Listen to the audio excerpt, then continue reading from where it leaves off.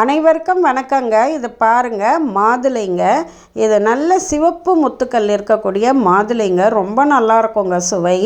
இதை நம்ம உரிச்சிட்டு அப்படியே சாப்பிட்லாம், இல்லைன்னா நம்ம ஜூஸ் போட்டும் சாப்பிட்லாம். ரொம்ப நல்லாயிருக்கும். பால் கலந்து கூட குழந்தைங்களுக்கு கொடுக்கலாங்க.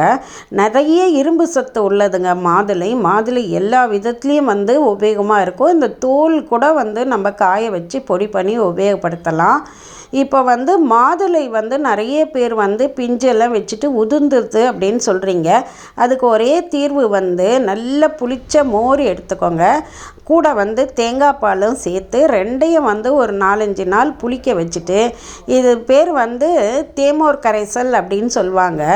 இதை நல்லா செடி முழுசும் ஸ்ப்ரே பண்ணி விட்டுருங்க. அதே மாதிரி அந்த இதுலேயும் கொஞ்சம் ஊற்றி விடுங்க. ஊற்றி விட்டால் அந்த பிஞ்சு உதிர்தெல்லாம் தவிர்த்துடுங்க. அனைவருக்கும் மிக்க நன்றிங்க.